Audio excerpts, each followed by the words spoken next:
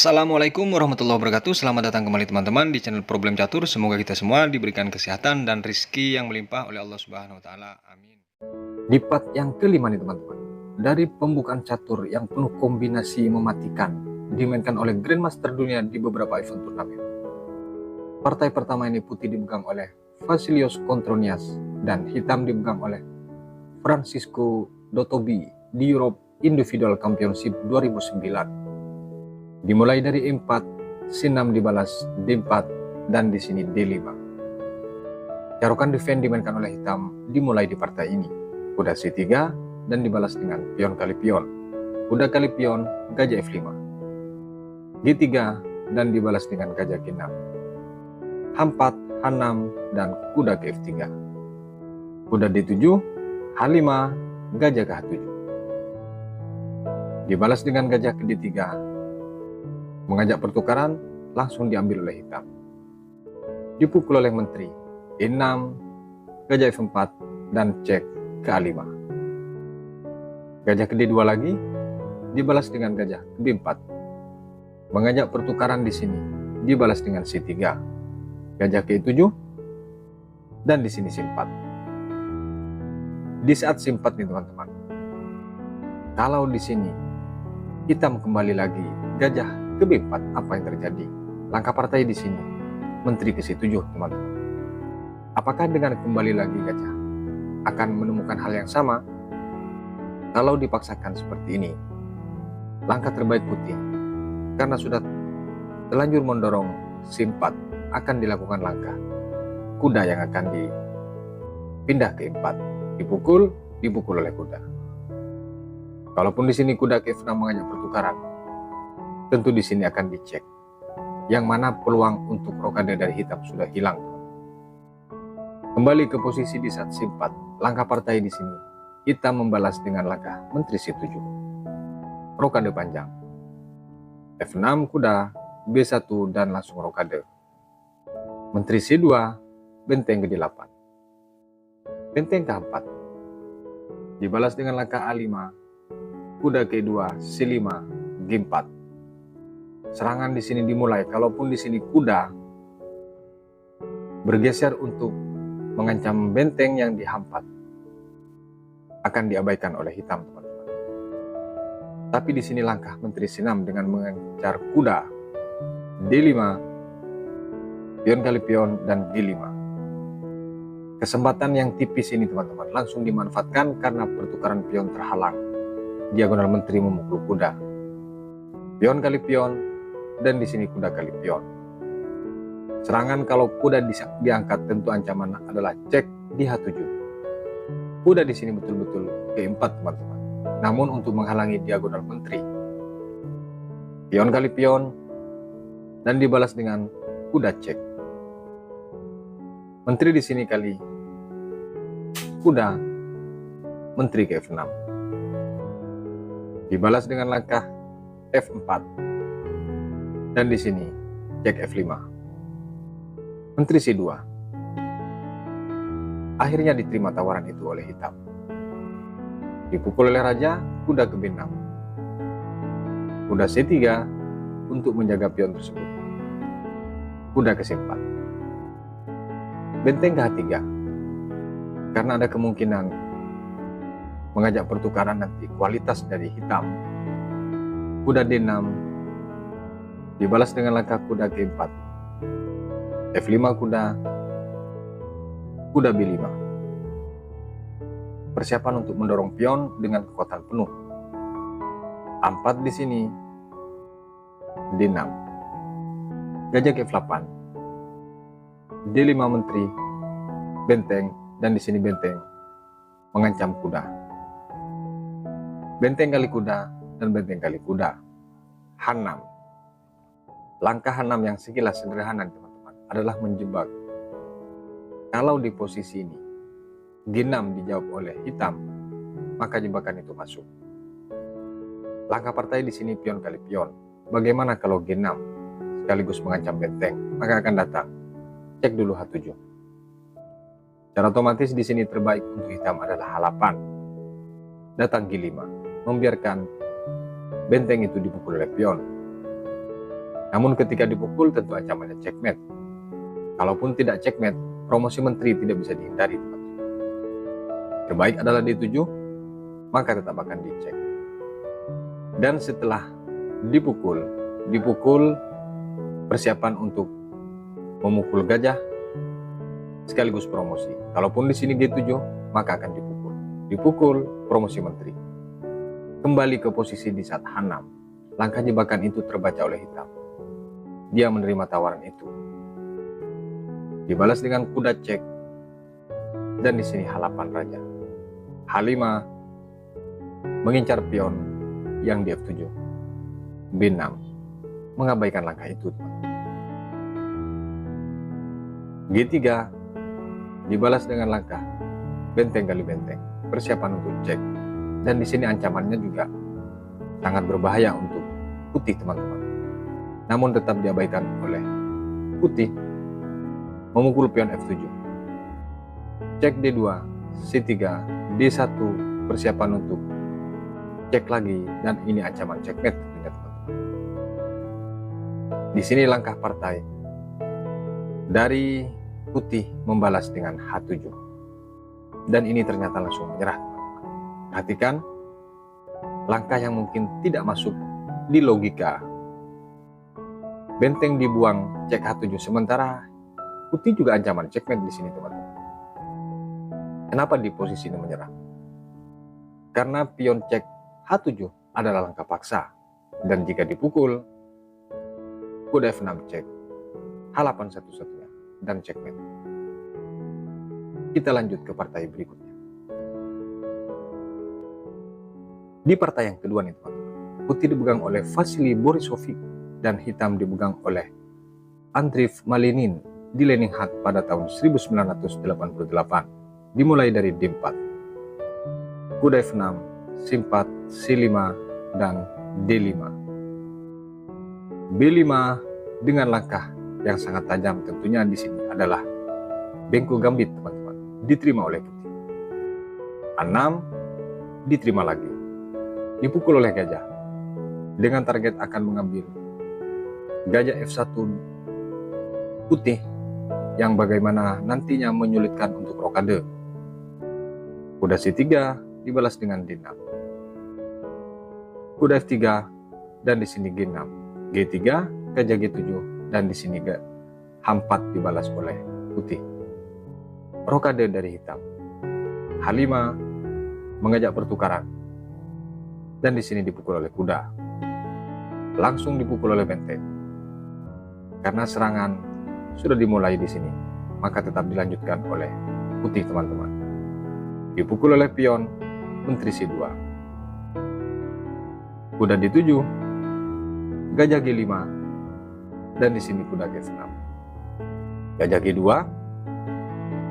dibalas dengan langkah benteng ke B8. Rokade panjang ternyata dari putih, teman-teman. Yang mana tentunya di sini serangan dari putih menjadi terbuka lebar, teman-teman. Menteri di sini ke A5 langsung. Dibalas dengan H1, mengabaikan langkah serangan tersebut. Kuda di sini kali pion sekaligus mengajak pertukaran kuda dan diterima. Dipukul cek, langkah yang sangat berbahaya tentunya di sini, teman-teman. Untuk putih. Perhatikan, teman-teman, sudah jelas di sini terbuka dan menteri pun terancam. Namun tetap dilakukan oleh putih, teman. Namun ternyata langkah hitungan daripada putih sangat akurat. Di posisi ini putih tidak memindahkan menteri, teman. Dia memukul pion E7 cek, H8 dan menteri di sini dibuang cek. Lagi-lagi menteri dikorbankan untuk mencapai tujuan checkmate. Dipukul oleh raja, datang benteng cek. Yang ini juga bersifat memaksa, harus ditutup dengan gajah tentunya. Gajah ke-6 dipukul cek. G7, kuda F5 cek. Lagi-lagi di sini bersifat memaksa, harus bergeser raja. G8 terbaik, gajah ke F6. dia mengabaikan ancaman cek lanjutan dari hitam. Dan ini benteng terancam, teman-teman. Sementara perwira jauh kalah. Namun di sini dari putih ancaman checkmate. Langkah partai di sini untuk mengambil tempo dari hitam akhirnya membuang benteng ke C2 cek. Dipukul oleh raja, menteri kali pion cek, dan gajah ke B2. Sekarang ancaman cek hanya ada di C4. Bisa juga dia ke 4. Langkah partai dari hitam, cek ke C4. Gajah C3. Dibalas dengan F6 untuk menutup celah ancaman checkmate. Dan di sini kuda ke G5. Diberikan begitu saja kuda tentunya. Namun di sini ancamannya cukup berbahaya. Kalau di posisi ini dari hitam memukul cek, apa yang terjadi? Raja C1. Tidak ada jalan untuk cek kembali. Kalau di sini gajah D3 dengan ancaman checkmate, maka akan didului, teman-teman. Kalaupun di sini menteri ke-6, maka tetap diambil. F7 dicek, F8 checkmate. Kembali ke posisi di saat kuda G5. Kalau dipukul dengan pion, tentu di sini adalah langkah checkmate dengan benteng cek. Berikut akan datang kuda. Kalau misalnya di posisi ini kita memukul kuda, maka ancamannya adalah cek. Satu-satunya harus lari. Dan akan datang cek berikutnya. Dan ini juga akan terjadi pertukaran perwira, teman-teman. Bergeser, dipukul. Kalau ini dipukul, ini akan dipukul. Selisih 1 perwira. Kembali ke posisi di saat kuda G5. Langkah partai, hitam menjawab dengan benteng G8. Persiapan untuk cek berikutnya. Namun di sini tidak menunggu lama. Langsung dibuang dengan gajah cek ke D5. Dipukul oleh menteri dan benteng cek H8. Yang mana ini juga langkah paksa. Setelah dipukul, datang gajah cek. Di sini tidak bisa ditutup. G8 raja, H6 cek. Hanya satu pilihan langkah, yaitu F8. Dan setelah raja ke F8, ternyata checkmate. Hanya dengan 3 perwira ringan, teman-teman. Luar biasa dari Vasily Borisovich. Kombinasi yang sangat indah, teman-teman. Kita lanjut ke partai berikutnya. Di partai yang ketiga nih, teman-teman, putih dipegang oleh Jos Mikelakis dan hitam dipegang oleh Vasilios Kontronias di Chess Olimpiade 1996. Dimulai dari D4, kuda F6, Sim4, D6. Kuda C3, gajah G7, E4, D6. King Indian Defense dimulai di partai ini. F3, rokade dari hitam. Gajah G3, E5, D5. C6 mengajak pertukaran. Diabaikan dengan gajah ke D3 oleh putih. Pion kali pion, pion kali pion, kuda ke H5. Untuk bisa masuk dan sekaligus bisa mendorong pion F5, tujuan dari hitam. Namun dicegah langsung kuda ke E2. F5 ternyata jawaban dari hitam. Pion kali pion, pion kali pion, rokade pendek ternyata dari putih. Kuda ke D7 dibalas dengan benteng C1. Kuda di sini ke C5, gajah B1 dan A5. Kuda B5, B6, raja ke H1. H8 raja, B3, menteri ke D7. A4, gajah ke 6 dan gajah ke D3. Sama-sama mencari celah untuk bisa menembus serangan. Gajah di sini ke B7 lagi. C4 dan dibalas dengan benteng ke F6. Menteri E1, G6, menteri ke 4 dan kuda ke F6. kuda C3, benteng F8 dan benteng ke B1. Gajah di sini ke C8. Dibalas dengan benteng ke D1. Bolak-balik dari kedua pemain mencari celah, teman-teman. Benteng G8 dan dibalas dengan benteng ke D2. Gajah F8, gajah F1, menteri G7. Beginilah cara Grandmaster untuk mencari celah, teman-teman. Jadi tidak langsung serang seserang-serangnya tanpa arah tujuan. Dia mencari tempo yang mana waktu yang tepat baru dia bertindak. Jika tidak, dia akan memainkan tempo. Kuda di sini ke A3, dibalas dengan gajah ke E7, dan di sini menteri ke F2. F4, gajah di sini kali kuda, dipukul oleh pion, C4, kuda dan gajah ke F5. Benteng G1, kuda K5 dan kuda K4. Dengan target adalah pion di D6. Menteri di sini ke H6. Persiapan untuk cek kuda. Benteng ke B2. Sepertinya dia pura-pura tidak tahu, teman-teman. Membiarkan langkah itu. Namun karena penghalang adalah kuda yang di 4, langsung dipukul oleh hitam. Dipukul oleh pion, datang kuda cek. Perhatikan di posisi ini, teman-teman. Sudah masuk ke fase serba salah. Setelah mutar-mutar beberapa kali mencari tempo, ternyata langkah yang pas baru dimainkan seperti ini oleh hitam. Ini adalah langkah checkmate, teman-teman.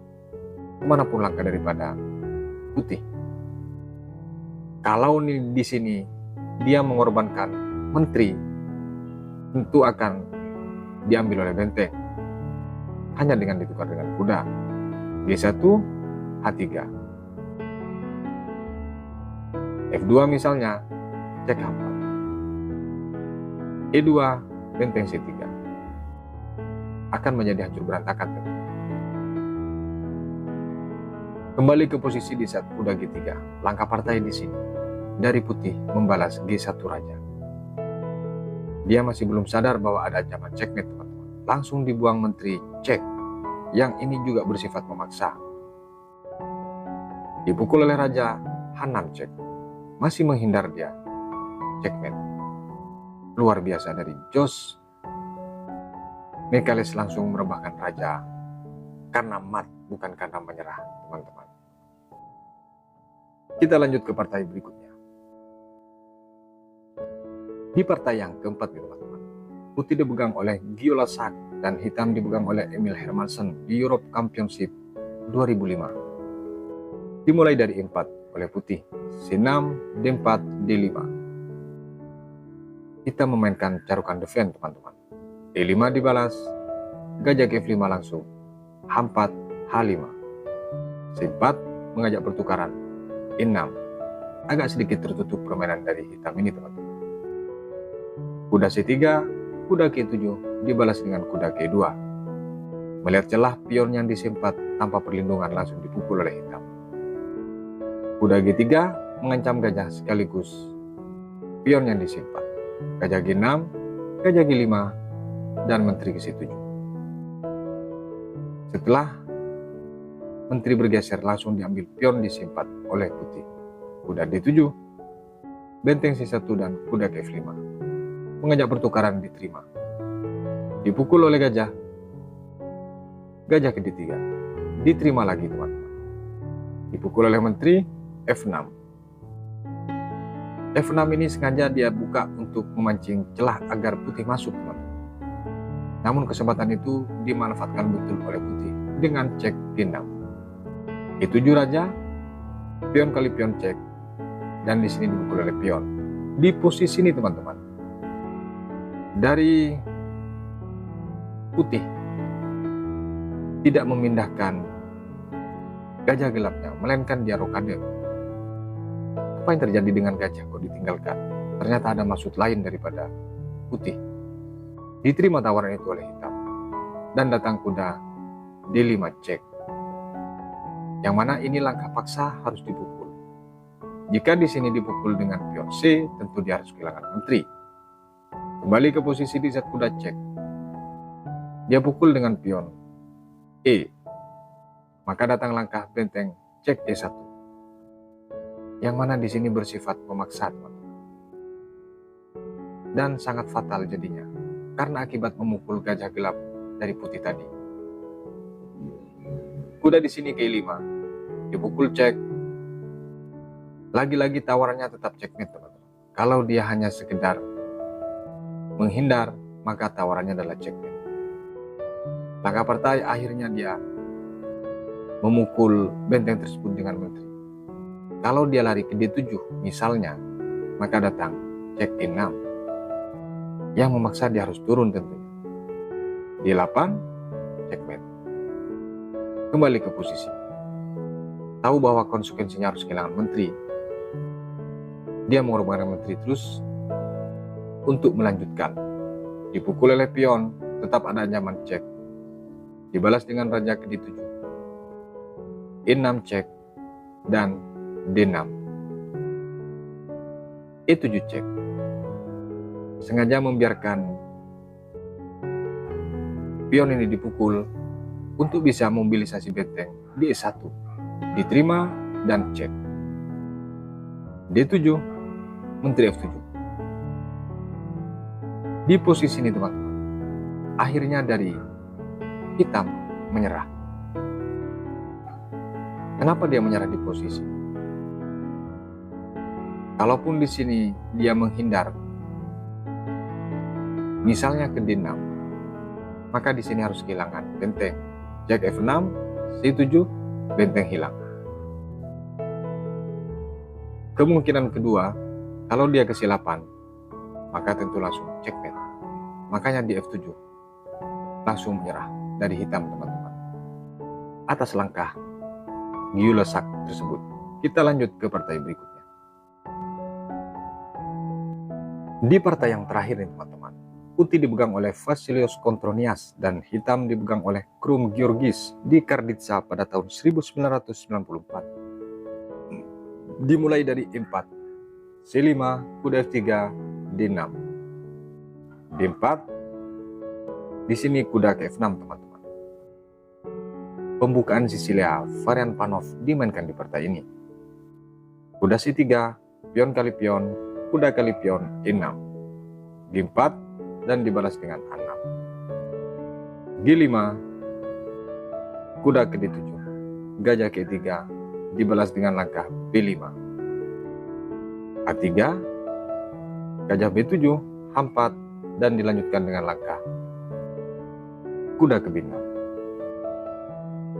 H5, serangan ke arah sayap raja dimulai dari dua pion ini, teman-teman, mencari gara-gara untuk merusak konsentrasi fokus dari hitam mempertahankan struktur bangunannya. Kuda di sini ke D7, G6, dan ini juga merupakan langkah sedikit teka-teki. Langkah partai di sini langsung dipukul dengan pion H, teman-teman. Yang mana di sini jika putih memukul dengan pion H, dia harus kehilangan benteng tentunya. Tapi luar biasanya, teman-teman, di posisi ini langkah yang sangat fenomenal dimainkan oleh putih. Dia tetap memukul pion tersebut dengan mengorbankan benteng. Kalau misalnya dia memukul pion, maka tentu dia harus kehilangan benteng. Jadi terbalik, teman-teman. Kembali ke posisi. Di posisi ini dari hitam langsung mengambil benteng dia satu. Satu benteng penuh dikorbankan hanya demi merusak posisi dari hitam. Dia pukul cek E7. Raja tidak menerima tawaran tersebut, teman-teman. Menteri G4 dibalas dengan C8 menteri karena ada kemungkinan cek dengan gajah, dan dia membiarkan langkah cek tersebut.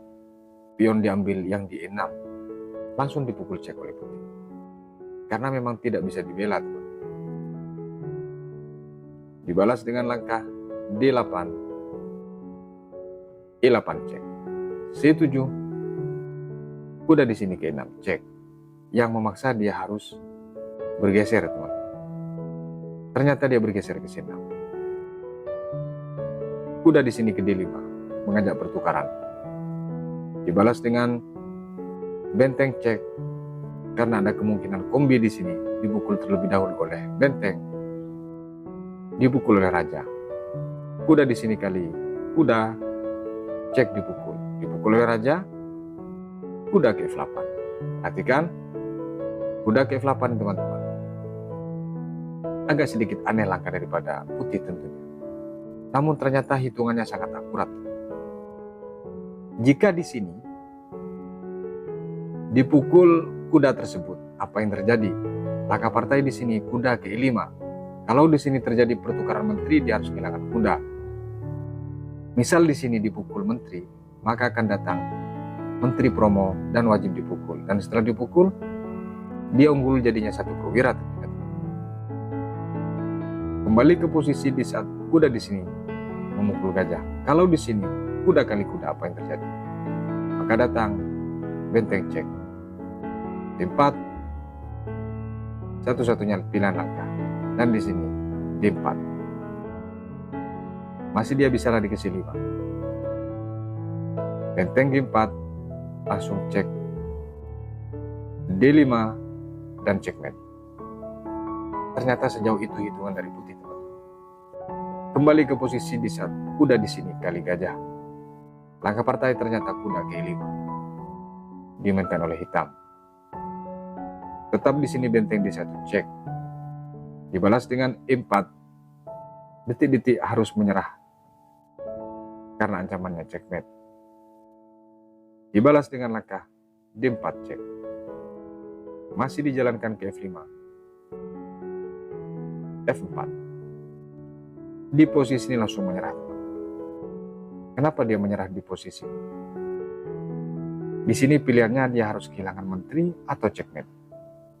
Dan sepertinya dari putih, di posisi ini kalau tidak menyerah, hitam dia tidak tertarik lagi dengan menteri, teman-teman. Langsung checkmate. Kalau dia tidak menyerah masih melanjutkan di langkah ini, adalah satu-satunya pilihan langkah hanya ke G5. E7 cek, yang memaksa dia harus bergeser ke H6. Maka datang langsung checkmate. Dia tidak tertarik lagi dengan menteri, teman-teman. Langsung double check dan mat. Makanya di posisi benteng F4, hitam langsung merebahkan raja. Semoga bermanfaat. Sampai berjumpa di video berikutnya. Wassalamualaikum warahmatullahi wabarakatuh.